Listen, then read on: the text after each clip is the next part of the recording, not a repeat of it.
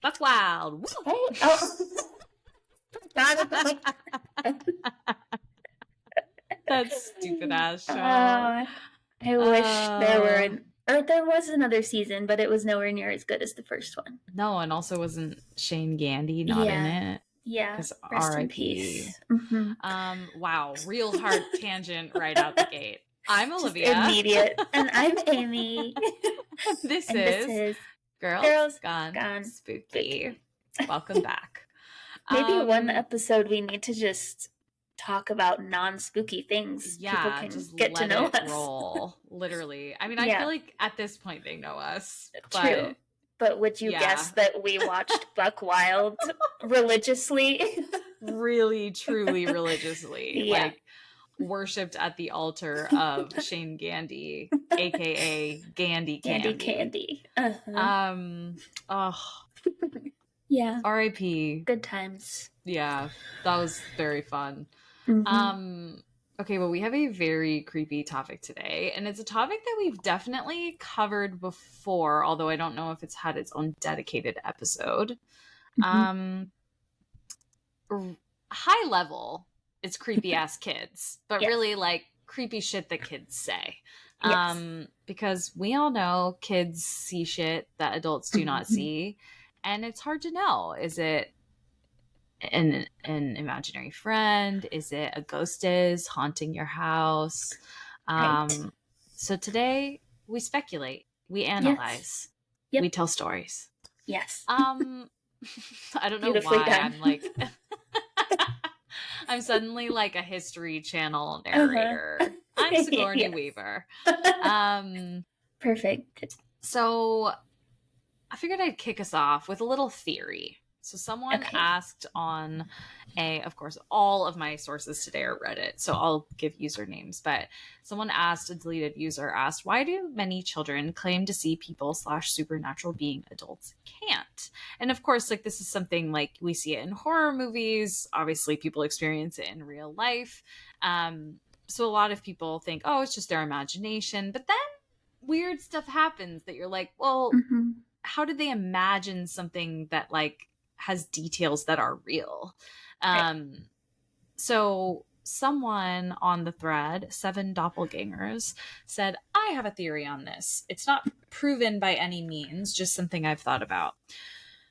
Okay, so some of the science I don't fully understand here, so I'm sorry if I mispronounce anything or if this is total horseshit. But it's 7 Doppelgangers theory, so I figured I'd share it. Mm-hmm. Children's neurons aren't properly myelinated. Yes. I don't know. I do know what that is. Okay, what is that? Tell me. Because I'm probably going to butcher it, but I know that because of my seizures, I have more demyelinated nerves in my brain than the average person of my age. And I believe that's like deterioration of like the protective barrier or something. Okay. So they're not makes kind of sense that people who've had epilepsy in other cultures are considered shamans. That's a good This is point. A good theory. I had never thought about that before. Yeah. Okay. Interesting. We proceed. Okay. Thank you for the science. Science with Amy. We nailed it. It's probably all wrong. No, I'm sure it's not. Children's neurons aren't properly myelinated until a later point in their lives, making signals spread slower, and the important part, allowing for charge induction between neurons that wouldn't communicate otherwise. So essentially like more interconnectedness between the neurons in your brain. I have a feeling my uncle is going to DM me about this and be like, well. But we're going with it, okay? Mm-hmm. So our brains have 2 levels of processing, the subconscious and the conscious. And usually the subconscious centers analyze information very fast, but not very accurately. Whereas conscious ones take their time, but come up with a much more detailed and accurate picture. I actually really like that way of explaining it because it's true, right? Like your subconscious is like processing, like it's processing what's in my peripheral vision, which I don't even notice. It's processing that my nose is in my vision and like telling me not to focus on it. So I like that description. Usually there is a lot of filtering, integration, and other stuff happening in between these 2 points. But say if during that processing, a signal is induced in a collateral pathway, which could technically, okay, this gets a little intense. Okay. During that processing, a signal is induced in a collateral pathway, which could technically produce a thought that is unrelated to what is being seen. But since it doesn't go the same way as the first one, it might actually get to the conscious centers and be processed there as supposedly real. So instead of like your subconscious and your conscious are like running parallel to one another. So like going back and forth, like processing information, one kind of slow and one super, super fast. Essentially saying like, if your subconscious mind somehow gets sort of like wires crossed with your conscious mind, then those things that your subconscious thinks, notices, whatever, is processing or integrating into your like daily momentary experience, then you're potentially not filtering out things that should be filtered out. So for example, my conscious mind with fully myelinated neurons, it's possible my subconscious just saw a ghost orb, but my conscious mind saying, I mean, not my conscious mind, but for the hypothetical, ghosts aren't real, then no, I maybe see a particle of dust or I don't see it at all. I don't notice it. So interesting. It's interesting. So, okay, so another thing is filtering. Children aren't born with the capability of filtering supposedly important and unimportant information. So that gets built up depending on their environment, because what's important and what's not can differ by a huge amount from one lifestyle to another. For example, kids can easily tell the differences between animals' faces, whereas adults cannot. And I didn't know that, but there are like studies done about it. Wow. So with the same process, children don't know if some faint sound they've heard or something they caught in the corner of their eye is important or not. It's not really a conscious differentiation. So they just process that information in the same way you would process the names or faces of your friends.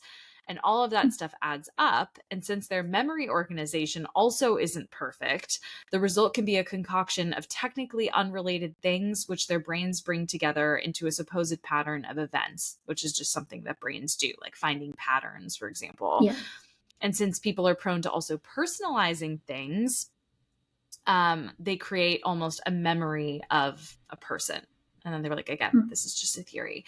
So this is sort of a more like, here's a real logical scientific explanation, which like the piece I'll layer on is, or the things that we as adults, like I was saying before, we filter them out, but children do not, because they don't have biases yet about what's real and what's not. That piece is sort of irrelevant to them at that stage in their life. And most of their senses, like physical bodily senses, are way stronger than adults. Better vision, but they don't, unless you need glasses as a child, better vision, better hearing, like hearing those really high pitched tones that, most adults can't hear.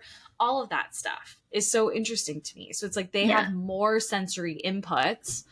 They're processing them faster, maybe not as well, or if maybe that's not the right way to describe it, but it's more complicated because their brains aren't developed and they don't have a layer of bias over the top and like accepted beliefs, essentially.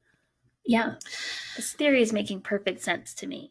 I think so far. too. Yeah. Science. Hashtag science. So let's jump into some creepy little stories. Yes. Okay, so this is from Myoxic, and this is from I have two like threads that I've pulled from, and this is the primary story, which is I babysat my little sister, and what she said still terrifies me. So they say, it was just my sister and I was preparing her food. I looked away to the closet for a brief moment, and as soon as I turned around, my little sister told me that someone was behind me and vanished as soon as I turned around. This gave me immediate goosebumps, and I tried to calm her down and told her it was nothing or just her imagination. And then later, we were upstairs, and I told her I was going to run down and get something downstairs quickly. When I got back, my sister told me there was an old lady smiling at her, but vanished as soon as I got back. When it was bedtime then, as I was sleeping, I felt like I was hearing footsteps outside the door and downstairs, but the steps sounded distinctly like someone trying not to be heard or caught, which, ew. Yeah, very ill. My parents don't live in that house anymore, and I asked my sister about it again a few months later, and she looked terrified, so I don't think I'm going to bring back any scary memories for her. So, like, it was scary to her at the time, too. The OP clarified that in the comments as well. And then someone commented in response to it, and I hate it. This is Spiritual House 5494, and they said, they're disappearing when you look because they're trying to stay hidden from you. Odds are you can see them too, probably just not to the same extent that your little sister can. Small children tend to be more sensitive to energy. The fact that they're making an effort to avoid your gaze, plus the lady smiling, suggests that they are not friendly. I would suggest a cleanse. Yeah. Very creepy. Because if the lady was smiling, but it was still scaring the little girl, clearly not a friendly smile. Yeah. There's that recurring theme. Yes. The smiles are always the scariest. This one, I have another smiling one, which has an added layer of creep. So I'll just go right into it. This is from reference OK 7162. I have had similar experiences. When I was a teen and babysitting my sister's kids, my niece and I had been chilling on the love seat watching Blue's Clues. She was about 3 at the time, and she started saying, "There's a lady on the couch." She was pointing at a spot on the couch and insisting a lady was there. My own daughter, around age 3, also started talking about seeing an old woman who smiled at her. She said she was a grandma, but none of her grandmothers are deceased. She pointed behind me at one point and said, "That's my grandma. She smiles at me," and then pushed her cheeks with her hands so she had this big, exaggerated smile. That one scared the hell out of me. Shortly after that, she found a picture of my grandmother. She had never met her before, and I never really talked about her because she had been dead for a very long time already.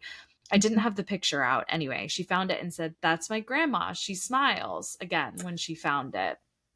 The thing that struck me about it is that my grandma always talked to little kids with a big smile on her face. Even after she had a stroke and didn't remember our names, she still did that.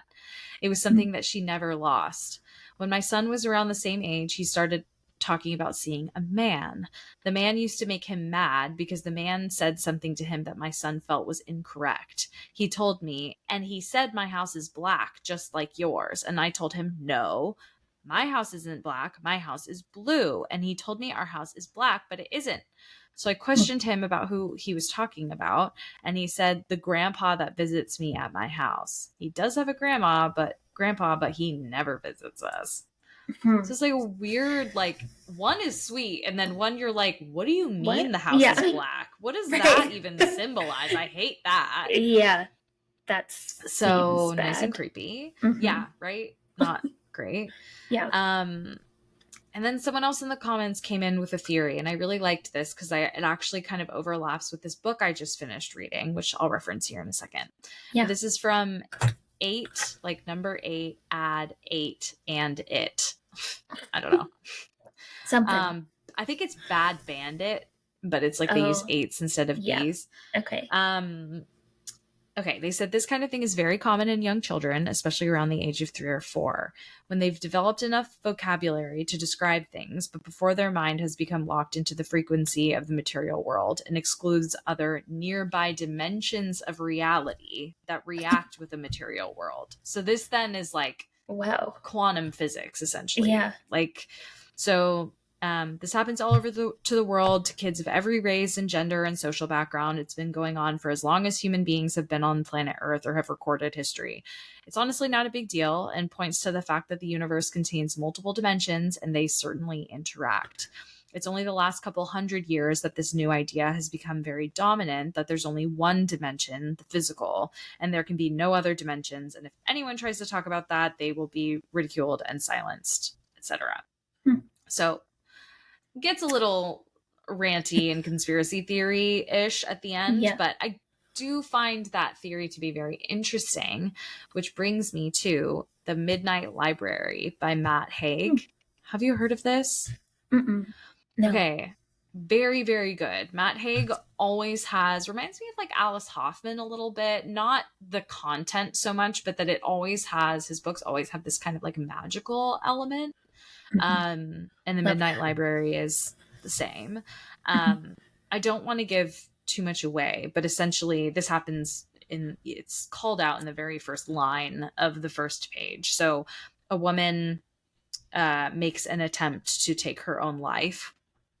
And in between life and death, she's frozen in this place that's called the Midnight Library.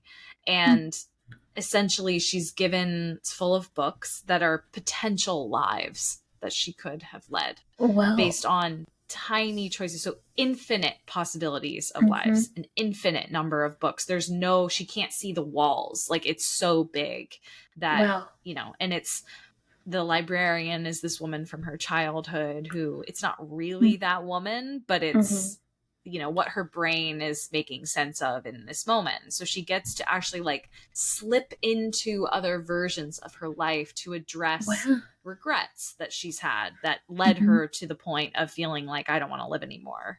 And the idea is like, I mean, this isn't like the book didn't invent this idea, but the idea that every single life or possible life that branched out from the first decision you ever made is actually happening right now at the same time and space in a different dimension that we just can't access, or we don't usually access, but that there's this possibility that every once in a while there's like slippage, essentially. I mean, not within the book, but within this context, that there's, like someone else is there. And we as adults, again, filter that out because that doesn't make logical sense to our conscious brains. But to kids who don't really have a sense of difference between subconscious and conscious, it's all relevant to them that they can see it. So I don't know. I thought it was interesting. That is. And what a cool concept for a book. Yeah. I just finished it last night. It's really good. I highly recommend it. Definitely amazing. Like a trigger warning for sure, but there's nothing graphic about it. And she's sort of, she's living on in this way. So I won't spoil the end, but it's really very good. Okay, cool. And if we're getting off topic, but if all of those timelines or whatever you call them are existing at once, is that like astral projection almost, if you could move from one to the other, or is it?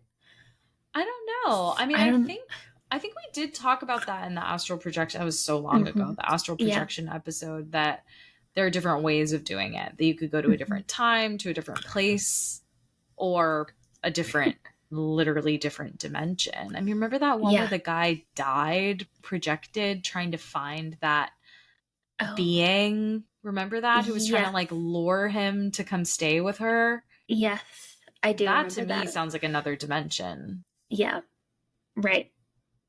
I guess that's crazy. It's so crazy. I guess I've just always thought about dimensions as being more otherworldly, I guess. Yeah. Which, I mean, technically that's the definition that we're talking about, is like a multiverse. So it is technically otherworldly. But I mean, like, somewhere in space, or like, I don't know, something more fantastical than just like another life. Yeah, like me at the gym right now in Nevada versus sitting here recording a podcast with you or whatever. But I don't know. It's really... it's really interesting. Yes. The whole concept. Very. I keep seeing videos of this person on Instagram who believes this theory that all of these other realities are existing even if we can't see them. Yeah. But in her other reality that she claims to be able to shift to, she's married to Loki from Thor. Okay. So she takes it a little too far, maybe. But it's interesting. She is like fully convinced and has videos about teaching people how to jump to their other Okay, you have realities. To send this to me. Okay. I'm gonna go down such a rabbit hole on that. Yeah. Okay. How like to the real Loki or like Tom Hiddleston? Tom Hiddleston Loki. Which is so like that television is also reality in some of these other dimensions, I guess. Okay, I need to watch these videos. I need her to explain the logic there. I don't think she gets that deep into it. It's just like, okay, Loki is my husband. Okay. I have whatever kids with him. I'll send it to you if I can find it. Hopefully she comes up again. Yeah. I mean, I don't want to spoil the end of Loki, but have you seen all of it? No. But you can spoil it. I mean, okay. Maybe our listeners don't. If you haven't watched the last episode of the last season that's out, at least, of Loki, skip ahead like 30 seconds. He essentially, like, all the timelines are fragmenting, which makes sense that she'd be married to him of all people, because that whole show is about, like, timelines and branching, whatever, realities. They need a huge source of power to restore the original timeline, like the core timeline, which allows for all the others to exist. Mm-hmm. And he ends up sacrificing himself. So like he doesn't die, but he has to live forever in this like other realm where he's hooked up essentially to all the timelines, and he's just feeding his power into infinity. So it's like a hero story. I mean, he literally sacrifices himself for everyone else to survive, including different variations of the same person. But yeah, so that she's a single mother, I guess, to Loki's children. Yeah. Okay, I cannot wait to hear more about this. Yeah. Okay. Hooey. Yep. So anyway, kids are seeing scary shit, but that does not mean that there aren't other things that are here in our dimension that are fucking scaring our kids. So that only they can see. So here's one from Condo Collector. Many years ago, when my now grown cousin was a 1-year-old baby, this happened.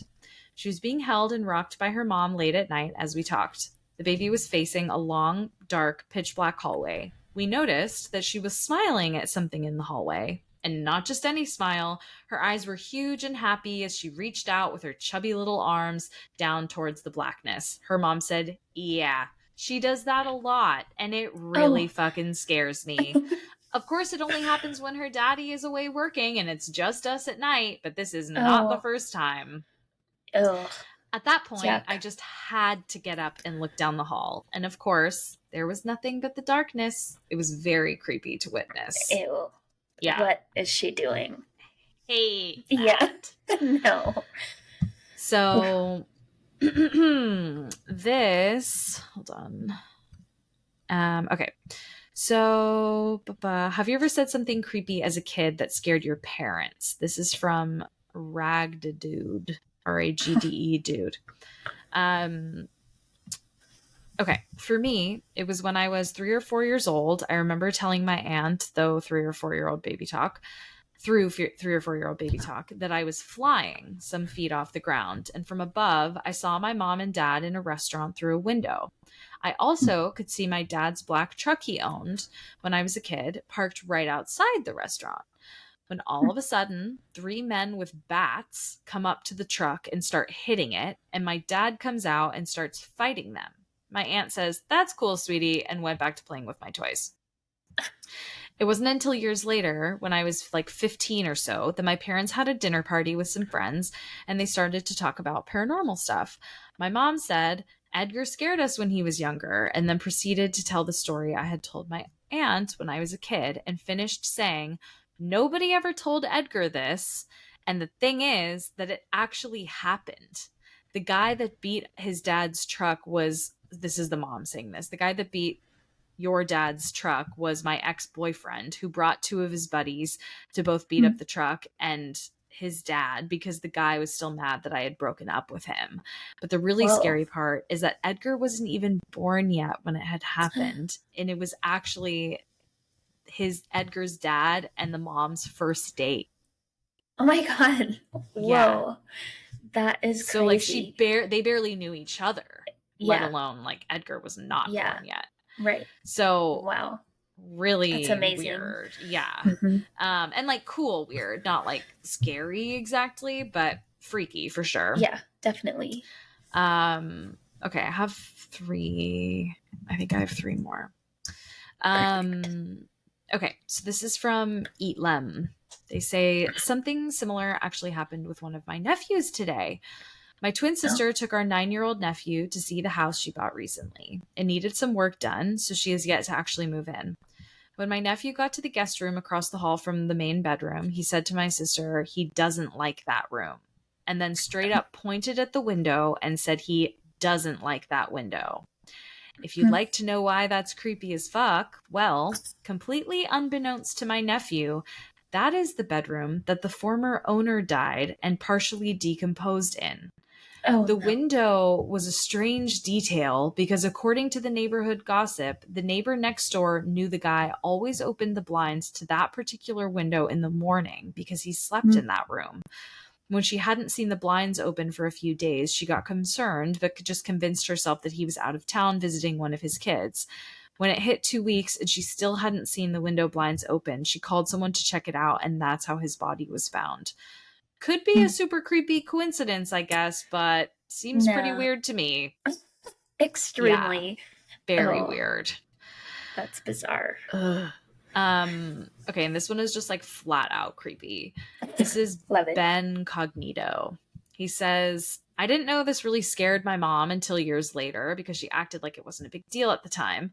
But around age 4, I began to tell my mom about a hand that would come out of furniture and poke and pull on my feet.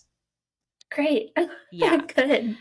I still remember it pretty vividly because it was so scary. I really didn't like it. It felt wrong and it did not make sense. From what I remember, it appeared to be an adult woman's hand. It would sometimes come out of a sofa in the living room, but almost always out of the mattress in my bedroom. I would cry and cry because it scared me so badly when it would start pulling on my sheets or occasionally taking small toys under the covers. I would pull the blankets back and then the toy would be gone. I remember thinking it was taking them somewhere. I realize that sounds very strange, but that is exactly how I remember it. The most terrifying time this strange hand appeared, though, was one morning when I was just waking up. I was rubbing my eyes and put my feet off the side of the bed, and I was yawning with a hand over my mouth. I looked down and saw a pale hand flopping around on the mattress next to me, almost as if it was searching for keys or something. I looked down at both of my hands just to be sure it wasn't my hand, and then looked back at it for a few moments before completely screaming my head off.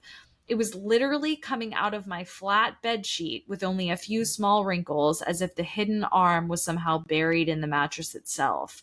It grazed my shirt then as it was flopping around, and I ran in terror. I didn't know what it was, but I did know it did not feel right. My mom was reading a book on her bed, so I jumped up, hugging her, telling her what happened. She just sort of rolled her eyes and told me, it's just your imagination. I was shaking really hard, though, and crying a lot from what I remember. I did not want to go back to my room, so I got under the blankets in her bed and pulled them up to my chin. I started to calm down, and then while my mom read a book, it was then that I started feeling a strange sensation. I began to feel what felt like 2 or 3 fingers and a thumb tickling under my feet in her bed. I didn't try to run, but I cried there until it finally stopped. Meanwhile, my mom was right next to me, and I let her know why I was crying, and she said it was just my imagination. But then, like, years later, she's like, oh no, that terrified me. Like, we did not know why you thought that. Yeah. I mean, what do you do? Oof. I don't know. I hate it, though. And then this is my last one. This is from Barded Finch. When I was little, I had an imaginary friend named Susie. I genuinely have no recollection of it or how Susie came about in the first place, but it freaked the fuck out of my parents. For the first year, my friendship with Susie was innocent and much like any normal imaginary friendship goes when you're a kid. However, things started to turn sinister. Things would get broken or damaged around the house, and I would blame Susie. If I said or did something bad, I said that Susie made me do it. My parents were pretty upset with me, but never took action towards it until one night. As my mom explains it, one night, I went into their room with a pair of scissors. I had put the pair of scissors uncomfortably close to my mom's neck, which woke her up and made her start screaming. She yelled at me and asked me what I was doing, and all I could say was Susie made me do it. Oh my God. Yeah. After a long conversation, Susie was no longer a thing, and it was never brought up again until it came up in conversation a few years ago. I literally don't remember her or that night, but maybe I just repressed that small part of my childhood. To this day, I don't know what or who Susie was to me or why she was so sinister towards my parents, but everything's fine now, LOL. The LOL at the end got me. Because, like, perfect. Susie tried to kill your mom. Yeah. So, there's LOL. that. Murder. LOL. Murder. Yeah. Oh, wow. So, scary. Those are my creepy kid stories. Those are scary. So funny. And yeah, it feels like if I ever have kids, I'm going to have a hard time, like, not freaking out if they ever say something or do something like that. Yep. But that probably would make it worse if I'm like, oh my God, there's a hand coming out of the bed. Yeah. Let's leave immediately. We're moving. We're burning the house down. We're moving. Yeah. Well, and I told you about the babysitting. I definitely told the story on the podcast. Yeah. I was thinking about that when we were researching. Oh my God. I'm just going to like briefly rehash it for anyone who hasn't heard that original episode. I was babysitting like a family friend's daughter, and I was in high school. So I was like 16, probably 15, maybe. And it was just she and I in the house, and they had this like really big walk-in pantry. And I was making her a snack in the kitchen and was like walking over to the couch, and she like is sitting up facing me, like leaning on the back of the couch, and is like, there's a man in there. And I was like, what? What did you say? And she's like, yeah, the man is in there. And I was like, oh, no. In where? And she points to the pantry. So I was like, okay. So I was like walking back towards the pantry, and I like whip the doors open, and I turn around and she starts like laughing, like cackling, laughing. And I was like, my girl, that's not funny. That scared me. Like, that'd be really scary if there was someone in the house. And she was like, well, he's not in there anymore. And I was like, okay. So I literally was like, picked her up and was like stomping towards the front door, and her parents came home. I was like, thank God. And I told them, and they were like, that's so weird. I was like, yeah, I looked around, like there's no one in here, I don't think, but like, can we walk through the house together? Like, I feel freaked out. They were like, yeah, of course you do. That's really eerie. Scary. Yeah, so I don't remember like the exact details of the whole thing, but it was not a good vibe. Scarring. Yeah. Yeah. She had never done anything like that before. That's okay. Ugh. And I like babysat and nannied a lot when I was young. And like, that was always such a big fear of mine. Like, I'm one 15-year-old in this house with, in some instances, like 3 small children. Yeah.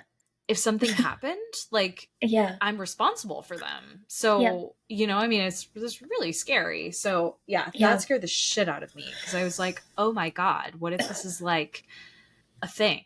Yeah, so anyway, like an intruder situation. Yeah, exactly. Yeah. So, oh God, that is scary. Yeah, it was very scary. Yeah, some parents are maybe a little too trusting, because I remember babysitting when I was like 14 for a 3-month-old baby and like a 2-year-old. Same. And it's like, God, you trust me to do this? Wow. And you're getting paid $10 an hour when now babysitters get paid like $40. Yeah. Yeah, it's wild. Right. Yeah. Okay. Wow. I'm remembering it properly now. I didn't get up to get a snack. She got up to get a snack. And she slammed the pantry doors closed. That's even said, worse. There's a man in there. Yeah. It was bad. It was really bad. And it was like a walk-in pantry. I was like, just get your raisins and sit down, for God's sake. Yeah. God. Don't do that. Kid. That is so scary. Yeah, it was very scary. Anyway, those are my stories. I'm done now. Okay. Never again. All right. Never again. Cool. Well, I have some more that are also Hit me. Scary, but also kind of similar themes. So okay, I love it. I am on BuzzFeed. So I don't know if these come from Reddit originally, probably, but picked out a few of these short ones. So okay, this is from Spaceface99, and they wrote, I get sleep paralysis sometimes, and once when my daughter was about 3, I fell asleep on the floor of her bedroom. I had a sleep paralysis dream involving a shadow person on the ceiling. Not fun, but it's been happening to me for years, so I'm sort of used to it. Eventually, I woke up properly and saw my daughter wide awake and staring up at the ceiling. No. She looked down at me on the floor and asked, "Do you see the ghost too?" I am covered in goosebumps. Are you fucking kidding me? That is a nightmare. Waking and sleeping nightmare. Like confirming that your sleep paralysis demons are real. Was in that there. Is unacceptable. Oh my God.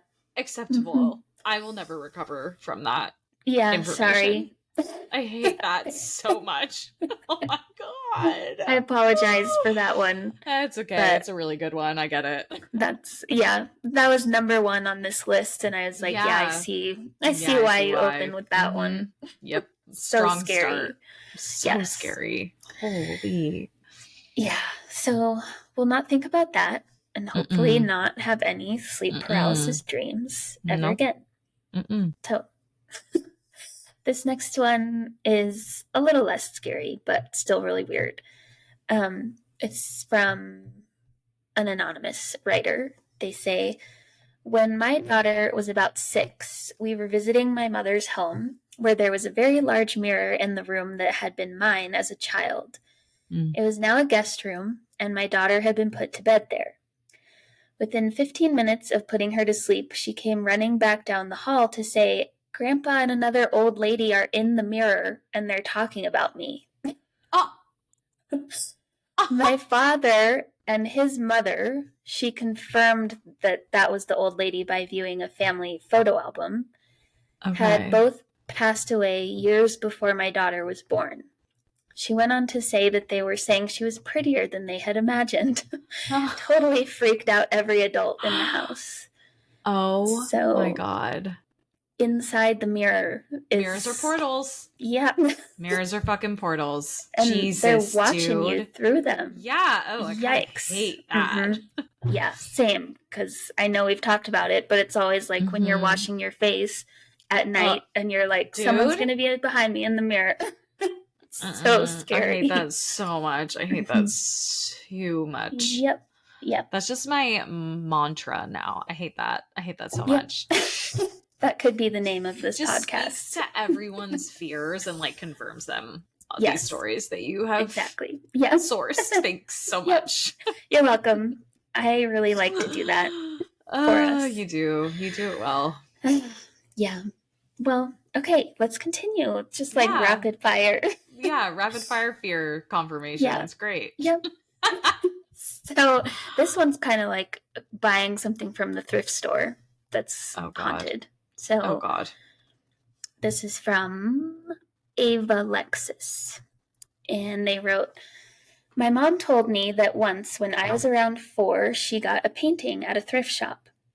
It was of a vase of flowers. She was weirdly intrigued by it. When she took it home, I stared at it and she asked what was wrong. I told her that I was thinking about how to comfort the boy that was crying in the painting. And my page just went away, so let's get that back." So make up the rest. Yep. So comfort the boy that was crying since he couldn't hear me or us. My mom was confused because there was no boy in the painting. It was just a vase of flowers. Turns out the painting was made for a little boy because they found in the frame it was inscribed with "For Willie, resting peacefully, 1976 to 1982. Whoa. So we looked at the painting and realized that the vase holding the flowers was actually shaped like an urn. We put the pieces together and guessed that the boy I talked about those years ago was probably the person inside the urn. That or the painting was done with paint mixed with the boy's ashes. Either way, it was creepy, and the painting is still in her home to this day. And why is the boy crying? Yeah, I don't forever like that trapped detail. in a painting. Yeah. Oh, maybe. Yeah, that's a good reason not to use your ashes in a painting. Yeah. Also, I don't know. Like, I just, that's really creative, and I would literally never do that. I would never think to do that, I guess. Because, like, what if you don't like the painting? And then you're like, well, that's my relative in there, so guess I'm keeping it forever. Yeah. That's or it ends up in a thrift shop, which would be horrid. Yeah. I don't know, man. True. Yeah. I know you're not supposed to dispose of remains in like waterways, but I'm all for like an ocean. Yeah. Remains. Not like remains, but cremated ashes dump in the ocean. Agreed. Not don't just remains, guys. Dispose don't of kill a body. people and dispose of bodies. Yeah. Right. Exactly. Good clarification. It's giving Dexter. Yeah. Yep. Okay. Let's do a couple more from this one, and they're both similar themed. It's like children prophesizing things. Oh God. Okay. So this is anonymous as well. They wrote, "My sister predicted the 2017 Washington train derailment. She was 5 at the time, and she'd had dreams that sort of came true before, but this time she woke up screaming about a train coming through the house full of dead people. We woke up, and it was on the news. And I remember that train derailment. I think there were a lot of deaths in that accident. Yeah. So a train full of dead people. Yeah. She knew. No. Before it happened. Yeah. It's so scary. And similarly, this is also from Anonymous. They said, "My 3-year-old granddaughter went over to my daughter-in-law's house for the first time and stood looking at their fish in the aquarium. She pointed at a particular fish and said, 'That fish is going to die.' My daughter-in-law asked her why she said that, and she replied, 'I see the X's in its eyes.' They laughed it off, but the next day that fish was dead." So, how she knew that? I see the X's in its eyes. Yeah. Oh my, yes. Emoji. Oh, I get it. Yeah. I don't like that. No. I wonder if she saw X's on anybody else's eyes. Right. I hope not. I feel like they would have included that in the story. Yeah, if true. They did. But unless like the parents know and we're just like keeping it under wraps. Yeah, true. I don't know that I'd want to advertise that about my child. They could, predict people's deaths. Yeah. Jesus. That's pretty intense. That also would be scary as a kid to see that. Yeah, right.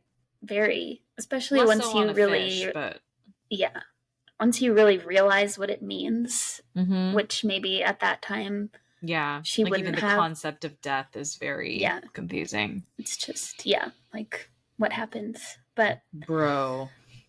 Yeah. Then the last thing I had was I came across more Black Eyed Kids stories, and I just had to share one. Yes. Which I tried to follow the link, and I don't know why. The username is No Sleep 2012.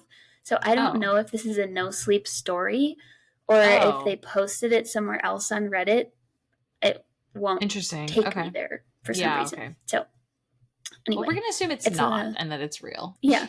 Okay. It's a little bit long, but that's okay. We will get through it. So excellent. They wrote, "I woke up to my dog, Lucy, barking.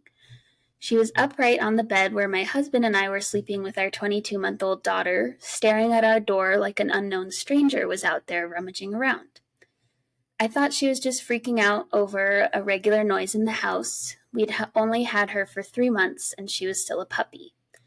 It could have been anything: our roommate, a creak from the house settling, the awnings moving outside, and the breeze. I wasn't too concerned initially. I decided the best bet would be to open the door and show her nothing was there.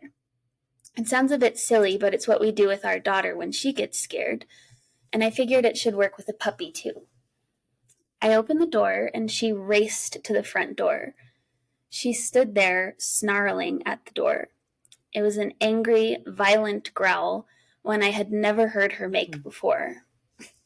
I looked groggily at her and opened the baby gate blocking the doorway, planning to open the door and show her that everything was okay. The second my hand reached for the deadbolt, Lucy went wild. She started barking, she jumped at me, and when I touched the metal, she suddenly changed her temperament. She whimpered, almost like she was afraid and backing down. As her mannerisms changed, so did mine. I was not calm anymore. My heart was racing and sinking. I had been flooded with a mixture of fear and dread. I looked through the peephole. I can't explain why I looked, but I did. And outside, there were 2 kids. Oh. One was just a smidgen shorter than me and didn't look that much younger. I'm 21, and she looked to be about 16. She was slender and pale. Her hair was a light shade of honey blonde, and she wore it long, about mid-back, with long, thin, blunt bangs in the front that covered most of her eyes. She wore jeans, a light wash that's popular right now, and a thin-looking, olive-colored pullover-style hoodie. A lot of details. She held the hand of a small girl who looked to be around 3 or 4 in the same style jeans and a button-down ivory cardigan. The smaller one looked at the floor shyly, but had the same shade of hair tied back in a ponytail. She held a stuffed toy under her free arm, and it was identical to one my daughter has, as was their style of dress. Had it not been for the feeling of overwhelming dread and fear, I probably would have asked these children in and given them some tea to get out of the bitter cold. Something about them seemed off. At this point, I hadn't made any noise. I hadn't shushed the dog or grumbled, nothing. I hadn't turned on any lights. These kids had no indication I was at the door. But the older one spoke. She had a voice that was mature, confident, strong. She held her head tilted downward so I couldn't see her eyes. And she said, "We have to use your phone." Oh. I stood frozen in fear. How did she know I was there? She raised her head to face me directly, and that was when I saw her eyes. There was a reason I couldn't see them through her bangs before. They were black or midnight blue or a dark, dark color. They were otherworldly. She said, "Our mother is worried." Ew! As someone who has always been interested in creepy stories, I knew what she was the second she looked at me through the door. I have never been one to believe in these things. As a staunch atheist and skeptic when it comes to the paranormal, I had written off many a ghost story from friends and family members eager to tell their tale. I didn't believe it. Still, I could not rationalize my way out of this. I was standing with nothing but a thin wooden door between me and a black-eyed kid. There was no questioning what was right in front of me. I didn't answer her. Slowly and silently, I backed away from the door, Lucy still cowering at my ankles. She kept talking. "Just let us in to use your phone." I took another step back, and with that step, the tone changed. At first, she had seemed polite. When I took that step back, she became commanding. "We're not going to hurt you. If we wanted to do that, we would have broken in." Oh! And then she says, "May we come in and use your phone?" Lucy snarled at the door, and I inched backward, though something inside me seemed to be slowly pulling me back toward the door. It wasn't a physical pulling so much as a subconscious need to go back and let them in. I got to my room, covered up the window, locked the door, and sat there in the dim light of the nightlight. I heard her call me back to the door once more, and then it was quiet. I did not go back to sleep that night, and I haven't really slept right since. I know from reading about them that black-eyed kids can't just come in without permission. I know they haven't hurt anyone, but I still fear I might be the exception. When I told my husband, he said it was just a dream.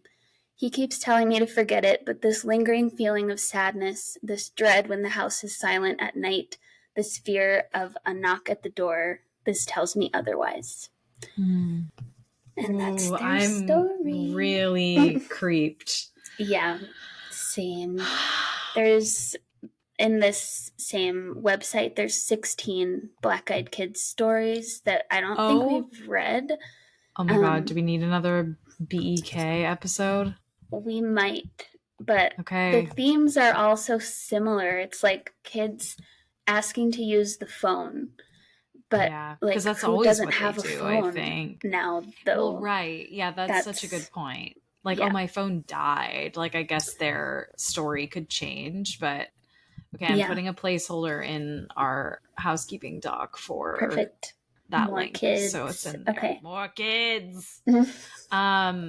That's creepy as shit, dude. Yep. Yeah. So on that note, see you next time. Oh, yeah. God. Wow. Yeah. We will see you guys next week. I'm going to be freaking spooked out for the next month. We have one more scary story episode, and then we're on hiatus, you guys. I can't believe it. I know, it's crazy. So this is our final, next week is our final pod episode of 2024. Wow. Craziness, which means it's our Christmas / end of year holiday episode, which means scary stories. Yep. So we're gonna bring you some spooktacular ones, and you can follow us on social at Girls Gone Spooky. You can DM us, email us at girlsgonespooky@gmail.com. Please rate and review the pod and tell your friends about it. Yeah, because we love that. More listeners. Yes. Until next week, stay spooky, my friends. Stay spooky. Bye. Bye.